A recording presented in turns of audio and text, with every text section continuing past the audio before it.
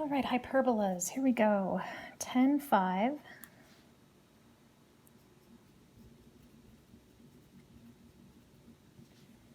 All right, remember we talked about, I showed you the visualization of the conic section. So you have the cone, and then it's on top, there's another cone.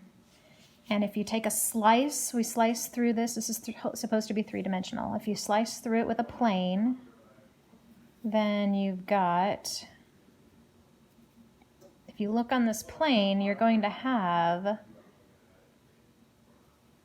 parabola there and a parabola there. Well, they're not really parabolas, they're actually hyperbolas, the two of them together. So when you do a vertical slice like that, or you're slicing through both of the cones, then you've got a hyperbola. If it only slices through one cone, that's where the parabola comes from.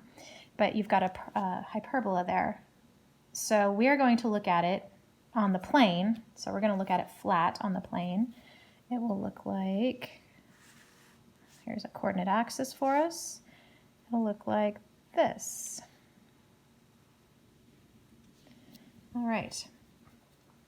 And we are going to take a look at the different parts. You still have two vertices, and you still have two foci, like the ellipse. And so the distance from the center, all of our hyperbolas are going to be centered at the origin today. We'll move it around next time, but today we're just going to be centered at the origin.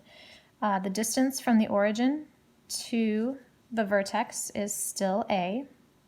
The distance from the focus to the center is still C. And you're like, wait a minute, there's no B like there was in the ellipse. There is, let me show you. There are these asymptotes that determine the width of the hyperbola. And so those asymptotes go through the center, in this case the origin, and if we connect lines that are perpendicular to this axis here and go through the center, then we can draw a rectangle, because see there these points right here can be connected, and this can be connected. So we've created a box, and so the distance from the center to this edge of the box is B, or this way as well. It's symmetric, so B, either direction. Now the axis that the vertex and the focus lie on, that's called the transverse axis. And the other axis is called the conjugate axis. So the transverse axis, it can be either the X or the Y. You need to know where the vertex or the focus lie. That will tell you the transverse axis, and the conjugate axis is always the other. It's important to know which one is which when you're writing the standard form of a hyperbola. When you write the standard form, the transverse axis is written first, because this is going to be a subtraction problem. The conjugate axis is going to be written second. So in this case, our transverse axis is the x-axis. So x squared over a squared minus the conjugate axis is the y in this case. So y squared over b squared equals 1. If your hyperbola was oriented so that the transverse axis is now the y-axis, that will change your standard form. You will now have y squared over a squared, because remember, a is always the distance from the center to the vertex, so a has now become part of the y-axis, minus x squared over b squared equals 1. Notice we're missing the h and the k from here. That's because we're at the origin. We're centered at the origin. We will deal with moving it around and having a center elsewhere on the next time we meet. All right, so let's do an example. Oh, you know what? I forgot the relationship. Just kidding. We need to talk about the relationship between A, B, and C. So let's look at these lines here. We've got a segment that is C long, a segment that is A long, and a segment that is B long.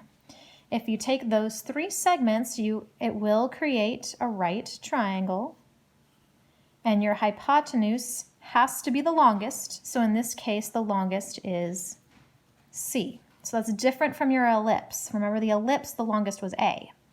So in this case, our Pythagorean relationship is A squared plus B squared equals C squared.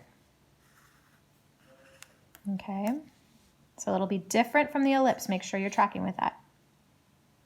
Okay, let's do our example now. We're going to write an equation. My husband's on a conference call in the other room for the hyperbola. All right, and let's say you're given this picture. 1, 2, 3, 4, 5. And so it looks like this. And that's all you're given.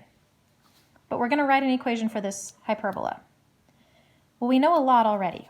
We know that the transverse axis is the x, so it'll be x squared over something minus y squared over something equals 1. Again, center at the origin. We don't need to worry about h and k today. A, do they give us the value of a? Yep, we just have to look. 1, 2, 3, 4. So a equals 4, which means it's x squared over 16. And then we don't know b, but we know c equals 5, right? 1, 2, 3, 4, 5. So this is where we use our Pythagorean relationship. 16 plus b squared equals 25, right? A squared plus b squared equals c squared. That means b squared equals 9. Now you can solve for b if you want, but you don't need to because we need the b squared. That's all. All right, last example, and then I want you to get to work on some of these problems yourself. Let's say that the, let's see, I liked this example better. The asymptotes for a vertical hyperbola are y equals 5/3 x and y equals negative 5/3 x. And the vertices are at 0, 5 and 0, negative 5. Write the equation of the hyperbola. Of the hyperbola. Okay. So we know where the vertex is located. 0, 5, 0, negative 5. So already we know that this is going to be, oh, they already told us that this is a vertical hyperbola. And so we know it's going to be a y squared over something minus x squared over something equals 1. And it looks like we know a, 1, 2, 3, 4, 5. A equals 5. So this will be over 25. Now we've got to figure out the b. That's tricky. They give us the information about the asymptotes. So remember, asymptotes look like this. And so if we let's look at the slope of the asymptote.